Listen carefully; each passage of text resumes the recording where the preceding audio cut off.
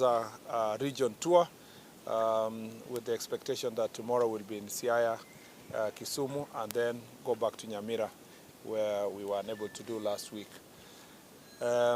From our security engagement this morning with the security team, we've come to the conclusion that, again, Homabay County is a very extremely important county with the various economic activities.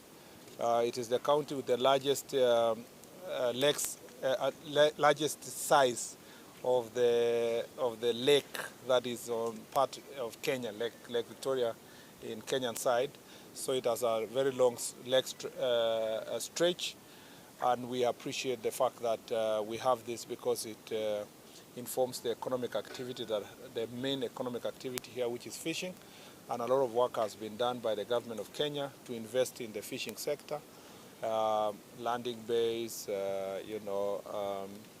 and various investments related to making this lake more viable in terms of as a transport also hub.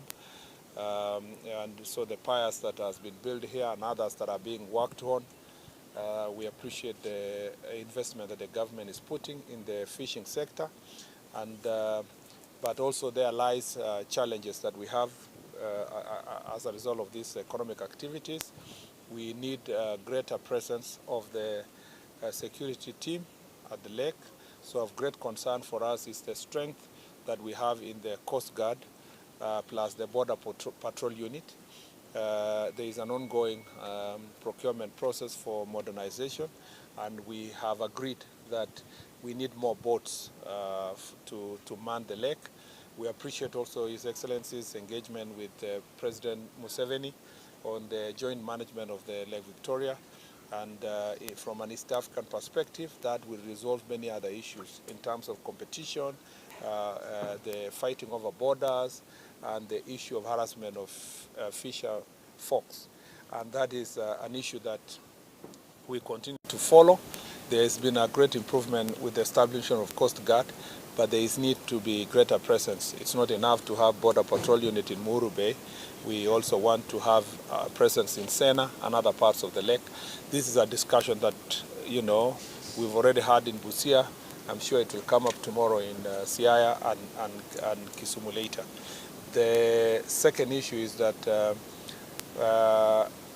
because of also the porous border that we have, or porous border, properly unmanned, we have a lot of contraband that come to this county. And the challenge we have here is that some of the goods that are brought here are actually substandard unadulterated alcohol. We have also drugs, especially marijuana. And it is also an issue of great concern. We have agreed on a continuation of a joint operation. We have a very good working multi-agency team here that is dealing with the drug trafficking and proliferation of illicit alcohol. And we have agreed that this should be enhanced with a greater engagement with the community. The third issue that is of concern for us in Homabay is the issue of criminal gangs and goons. It's been of great concern in this county. I am very happy with the progress that has been made by the security team, a lot of which has reduced the number of cases related to criminal gangs. I'm happy with the cooperation of the members of public, young people who have been engaged and they have accepted to cooperate with the security team. We've said that there should be greater regulation of our border sector, and we are encouraging self-regulation. We want to see that the County Transport Committee is working, but we also want to see that the border sectors are organized around circles that can be accountable, and we want them to make sure that the leadership of borders in this county and across the country are being incorporated in sub-county security meetings for purpose of enhancing collaboration. And to deal with this goons issue also, we are happy to note that there is a great understanding among leadership in this area that it is important to have a peaceful environment for campaigning and political competition that is issue-based and that can respect the rights of all the other citizens. We have we are glad that the security team, where they have found gang members who are carrying machetes and clubs and other crude weapons, that they have been dealt with decisively, and the courts have, the DPP has taken the step to charge them in a court of law. Some have been convicted, some their cases are ongoing. We shall continue doing so. Law enforcement is extremely important in deterring those who would be interested in entering into this field. I'm happy also because of there are farming activities here, and there are many other economic activities, markets, and the government has invested heavily in this county in terms of roads, in terms of markets, in terms of revitalization of lake-related projects. And we need to just continue working together. There is a good, close working relationship between county and national government, and between the elected leaders and the national administration. And we are encouraging this to continue. Our objective is to ensure that Jukwaa La Usalama is not one-off meeting where the cabinet secretary comes to visit here, but it should also include, and we want to institutionalize within the bottom-up economic transformation agenda as a mechanism of resolving cases that are bothering the people of this county. The last county and every part of the country, and therefore Jukwaa La Usalama will be devolved or decentralized to the local level and will become part and parcel of our strategies of managing security issues across the country. The last thing I'd like to say is that like many other counties, like the rest of the counties in the western part of the country and Nyanza, defilement remains a very serious issue. Even all the way to Bomet, defilement is a big issue. The prevalence of defilement cases here is also promoted by repugnant cultural practices, including the disco matanga, which has been banned in this area. Many of the children that are defiled are actually affected mostly during holidays. We will, during the Jukwaa itself, we will engage our chiefs and assistant chiefs to see how best we can engage community, particularly those who try to resolve these problems using alternative dispute resolution mechanisms. These are high crimes. We do not want community to hide the perpetrators. Some of the reasons why they hide them is because they are relatives, and there are people who have a fiduciary responsibility to protect these young people, whether they are teachers, religious leaders, family members, and we want to make sure that the entire society is supporting the law enforcement agencies in dealing with cases of defilement and gender-based violence, which is also affecting many parts of our country. I think that is a fair summary of these issues. We are here with our two PSs. We have, of course, Dr. Raymond Omolo, who is the son of the soil, who comes from this county, and we are very happy to have him.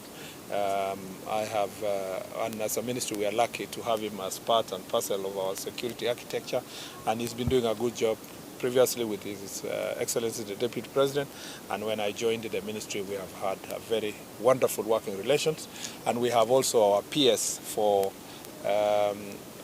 citizen services, immigration and citizen services, and the very reason why he's here is because this is a very important day.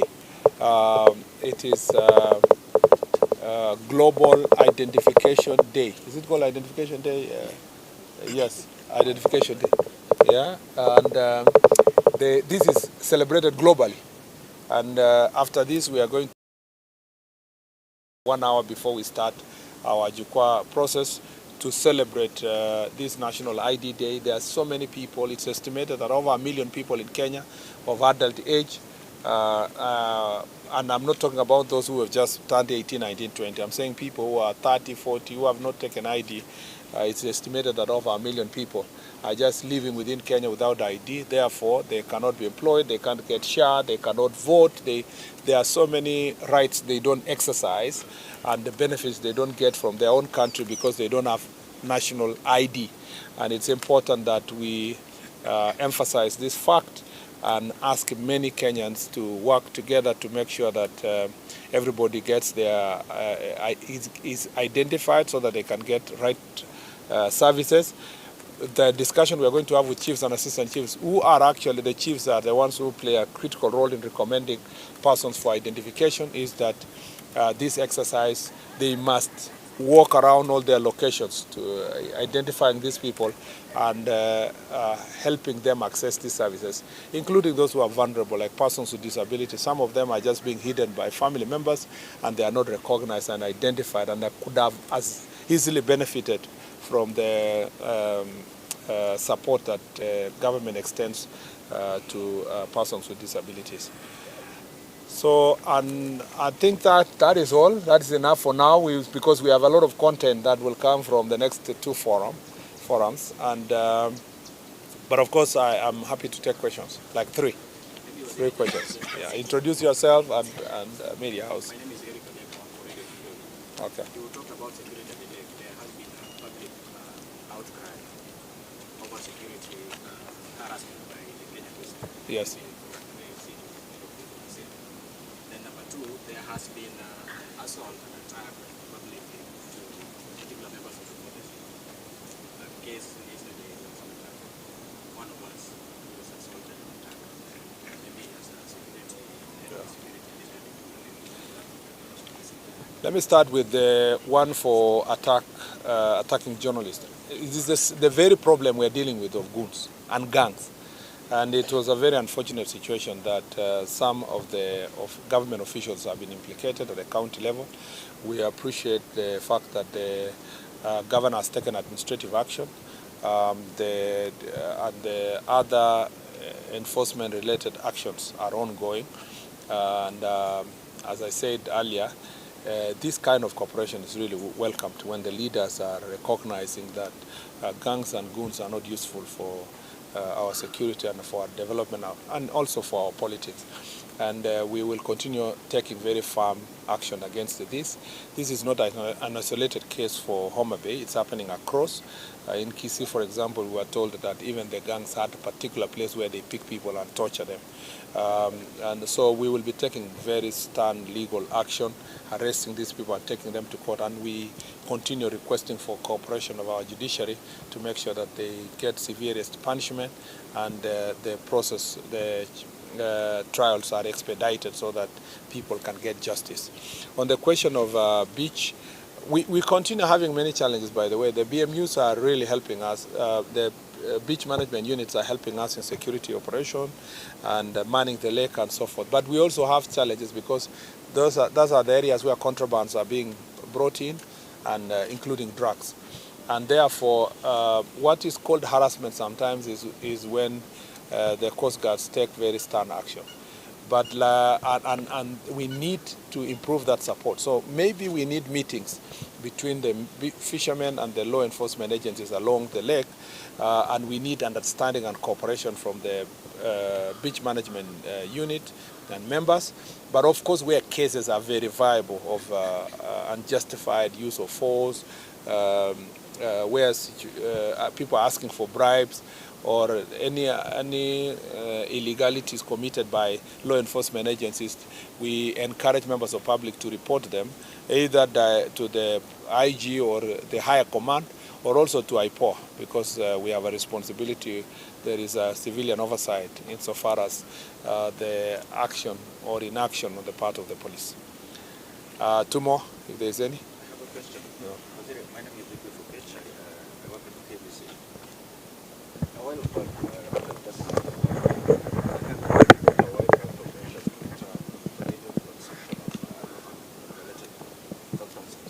there's a quota, there's a population that resented this move, and actually there's some cases going to court. But then again, government officials play a very critical role in the community.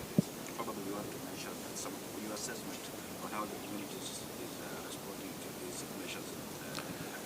I think that by and large, not just in Homabay, but across the country, the Kenyan population is extremely supportive of these serious regulations, step towards regulating illicit alcohol and drugs. People are suffering. Families are losing their loved ones. which young people we are getting wasted at a very prime age. Some of whom are very educated. They would have been contributing to national development, thinking, research, and so forth. And so I have no doubt in my mind that the population support. In fact, to the contrary, it's the population who are frustrated when the law enforcement agencies don't take serious steps to enforce the regulations. And that's why I told you that we are insisting on multi-agency approach to make sure that this is done. And through Jukwaa La Usalama, we want to engage the wananchi to ensure that there is greater support, and particularly the chiefs and assistant chiefs and the OCSs work together so that they can be able to get rid of this menace. Last one. I think we are generally in good place because we have many of the forum. Alec, PS, you want to say something now that you are at home? Yeah.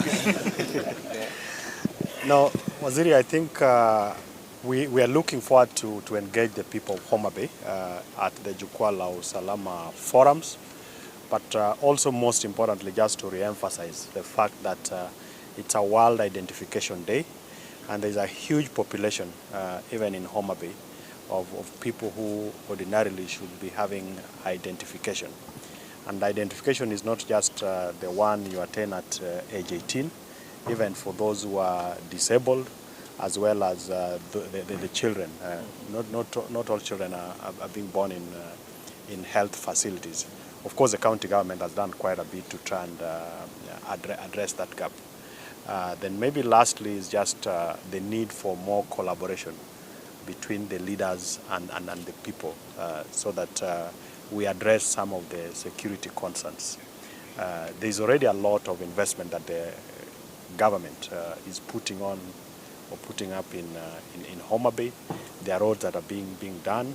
The airport is being done. There are beach landing sites being done. Quite a lot, electricity connection. And it will be good to, as we engage on the Jukwaa La Usalama, to hear where there are gaps and how best we can be able to work together. Maybe I would, if you have permission, ask the host MP just to say a word, then you allow us to go to the next program. Yeah, thank you very much, the Minister in charge of Interior and National Administration, the PS in charge of National Security and Administration, the PS in charge of Immigration and Citizen Services, and indeed the team serving the country under you. I serve in the National Assembly Departmental Committee on Administration, National Security, and CS I spent in Naivasha attending to other security-related issues. I've come to welcome you in a very special way to Homabay around this program, which is very important. I watched the program in the night yesterday, and I think it delivers security back to the people to contribute in their own safety and security, and it gives us the opportunity, area by area, region by region, to signify to the national security apparatus the successes of the security systems and of course the challenges around. We've spoken a lot about the challenges as we look at them as leaders from this area. Maybe just to assure you that we are a very united leadership, and you are not leaders who encourage much of insecurity issues. But allow me only to say that this is a beautiful day. It is seriously not our day. So I'm going to join your team. Yeah. I'm going to join our people as they share with you those challenges, and as they jointly with you seek solutions to them as one people together, because that is what is important. So welcome to Homabay. Thank you. And welcome to Homabay Town Constituency. Thank you.